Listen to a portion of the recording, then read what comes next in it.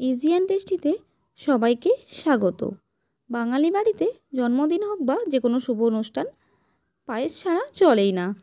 তাই বছরের প্রথম দিনে আমার আজকের রেসিপি পায়েস বা পরমান্ন। পায়েস বানানোর জন্য একটা কড়াইতে নিয়ে নিচ্ছি 1 লিটার দুধ। এটা আপনারা যে কোনো হাঁড়িতেও বানাতে পারেন। দুধটা মাঝারি আছে ভালো করে গরম করে নেব। দুধ গরম হওয়ার সময় কড়ার চারপাশে যে সরটা পড়ে সেটা খুন্তিতে করে পরিষ্কার করে দেব, না হলে এটা পরে তুলতে অসুবিধা হয়। দুধটা একটু গরম হলে 2 হাতা দুধ তুলে রাখছি। পায়েস বানানোর জন্য নিয়েছি 100 গ্রাম গোবিন্দভোগ চাল। চালটা আগেই ধুয়ে জল ঝরিয়ে রেখেছি। দিয়ে দিচ্ছি 2 চামচ ঘি। চালে আগে থেকে ঘি মাখিয়ে রাখলে চালটা দুধে দেওয়ার সাথে সাথে দলা পাকিয়ে যায় না আর কড়াইতে লেগেও যায় না। যেই দুধটা তুলে রেখেছিলাম তাতে দিয়ে দিচ্ছি 3 চামচ গুঁড়ো দুধ। গুঁড়ো দুধটা দিলে পায়েসের গন্ধটা খুব সুন্দর হয়। ভালো করে মিশিয়ে রেখে দিচ্ছি, এটা পরে ব্যবহার করব।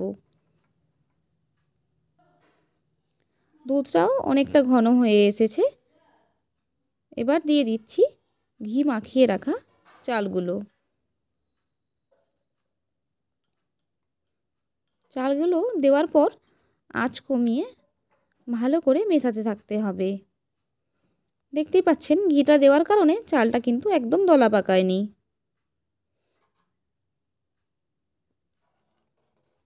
দুধটা অনেকটা ঘন হয়ে এসেছে আর চালটাও একটু সেদ্ধ হয়ে গেছে।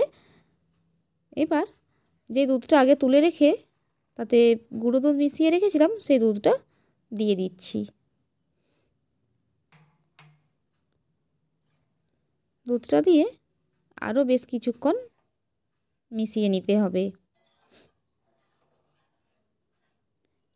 পায়েসের মিষ্টির জন্য আমি এখানে 50 গ্রাম চিনি আর 50 গ্রাম মিছরি ব্যবহার করছি। আপনারা চাইলে চিনি বা মিছরি বা বাতাসা দিয়েও পায়েসটা বানিয়ে নিতে পারেন।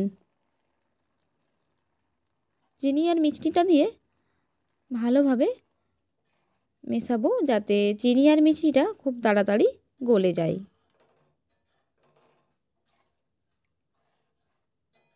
চিনি আর মিছরিটা গলে গেলে মিষ্টিটা ব্যালেন্স করার জন্য দিয়ে দেব একদম সামান্য নুন। নুনটা বেশি দেবেন না, তাহলে পায়েসটা খাওয়ার সময় একটু নুনতা লাগবে। আর দিচ্ছি 4টে থেতো করা এলাচ। এলাচটা দিয়েও ভালোভাবে মিশিয়ে নিচ্ছি। অন্যদিকে নিয়ে নিয়েছি আমি বেশ কিছুটা কাজু আর কিশমিশ। কাজু কিশমিশগুলো আগেই আমি ভালো করে ধুয়ে ভিজিয়ে রেখেছিলাম। ভিজিয়ে রাখার কারণে কাজু কিশমিশগুলো বেশ কিছুটা ফুলে গেছে। কড়াইতে অল্প ঘি দিয়ে কাজু কিশমিশগুলো ভেজে নিচ্ছি। কিশমিশ দেওয়ার পর পায়েস কখনোই ফোটাবেন না। কিশমিশ একটু টক হয়, তাই কিশমিশ দিয়ে যদি পায়েস ফোটানো হয় তাহলে দুধটা কেটে যাবে। ব্যাস কাজু আর কিশমিশটা ভেজে দিয়ে দিচ্ছি। এবার মিশিয়ে নিলেই তৈরি হয়ে যাবে পায়েস বা পরমান্ন। এইভাবে বাড়িতেও পায়েস বানিয়ে নেওয়ার জন্য আপনাদের কাছে আমার অনুরোধ রইল।